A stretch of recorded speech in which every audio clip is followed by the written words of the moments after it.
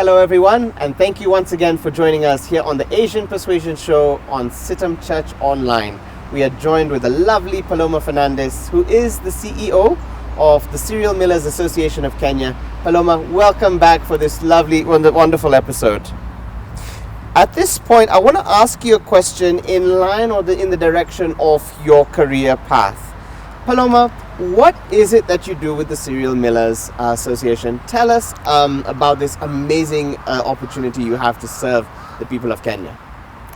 Thank you very much, Nigel, for having me back on the show. I work with the Cereal Millers Association and have been with them for the last 15 years. Wow. It's been an interesting journey. Mm-hmm. I'm an economist by profession. Okay.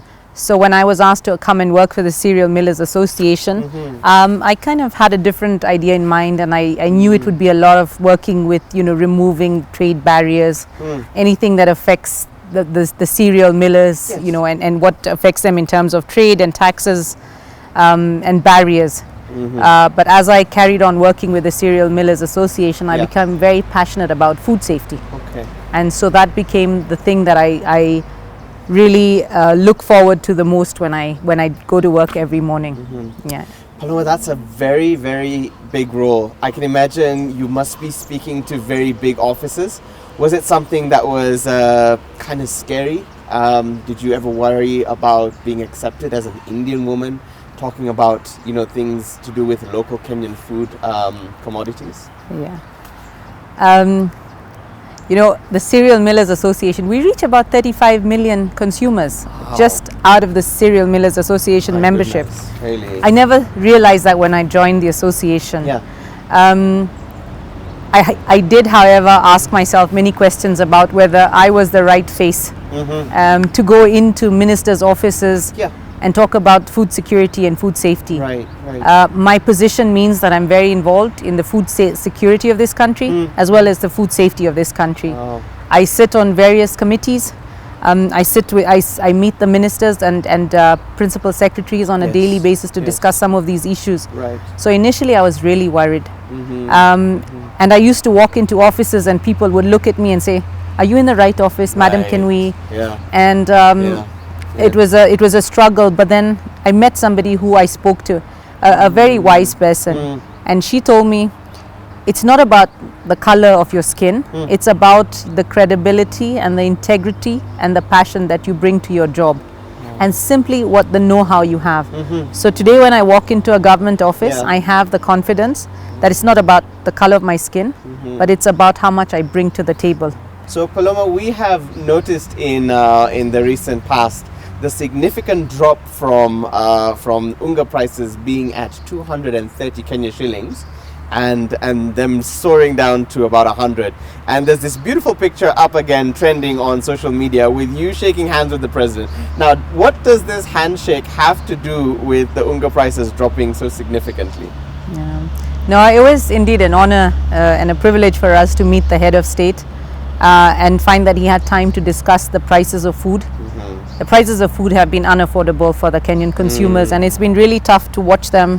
When I can't even go into a supermarket anymore, looking at people unable to afford the price of unga. Sure. So we sat down with the head of state and his teams, and we agreed on a formula that would bring the price down to 100 shillings, a subsidy of sorts. Yeah.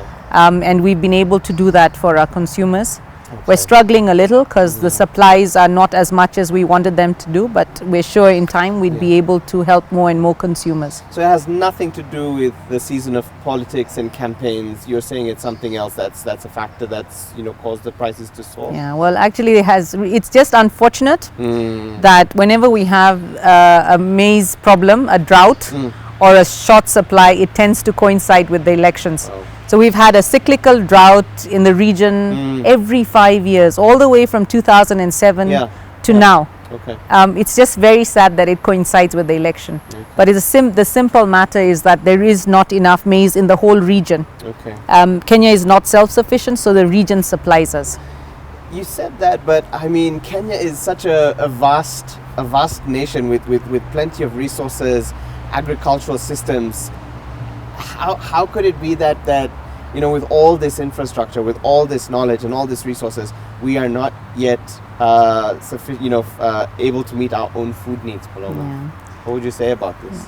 No, I think, you know, the biggest problem is we really need to incentivize people to go back to the farms, incentivize the farmers to produce a little more. Yeah. Nigel, you should go back to the farm. We're already growing avocados. That's part of our whole agricultural thing. I think we all need to just make it more exciting. Yes. You know, make sure that people now start learning more about agriculture, going into agribusiness. There are no jobs anymore in the town, and that's where the problems is. So we just really need to incentivize people to go back to the farms and plant. You know, you say this. When I was in primary school, my best subject was agriculture. I always wanted to be a farmer. And that was in St. Mary's. But when I moved to another school, an Indian school, they all made fun of me. They called me Shamba boy. And so I kind of took it back and, you know, changed my direction a little bit. But are you saying, Paloma, that if the right incentives were given, that farming, specifically not just wheat farming, but any kind of farming, this would be, you know, the way forward in terms of food security in Kenya? That's the only solution. Yeah. We don't produce enough of any of the food that we consume. If you look at wheat, we only produce 5% of what we consume. Yeah. We import 95% from the rest of the world. And 60% of that comes from Russia and Ukraine, which we can no longer import from. Maize, again, we always have a deficit, and we are bringing maize in from Tanzania and Uganda to supply. So there's definitely an opportunity if we all went back and started farming seriously. It does, thank you, Paloma, that does seem like the logical way forward in which we need to go. But what kind of incentives do you foresee the government making towards these kind of initiatives towards agriculture? You talk about, you know, a large part of Africa, and I know this is a passion of yours. A large part of Kenya has a big wildlife population, and there's always the human-wildlife conflict. I know you love wildlife and stuff, but how do you foresee also those challenges coming in? Yeah. So I think Kenya really needs to sit down and work on its land policies and agricultural policies. Yeah. That's one thing that's been lacking, and I think there's a lot of work that's going on there.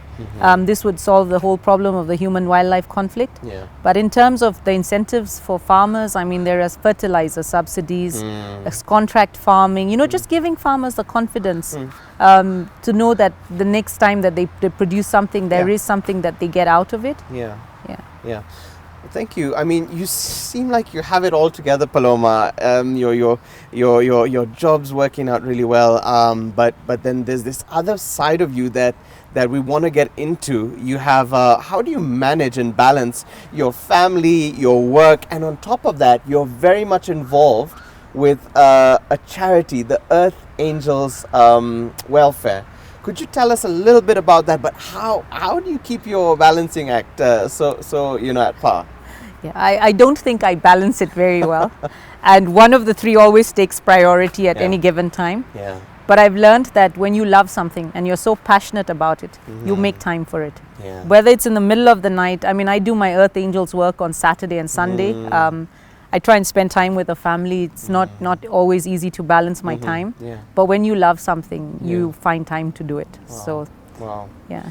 Talk to us a little bit about the Earth Angels. We would love to come and see some of the projects that you've been involved with. Yeah. Tell us, where did this idea come from? What was the inspiration behind it? Thank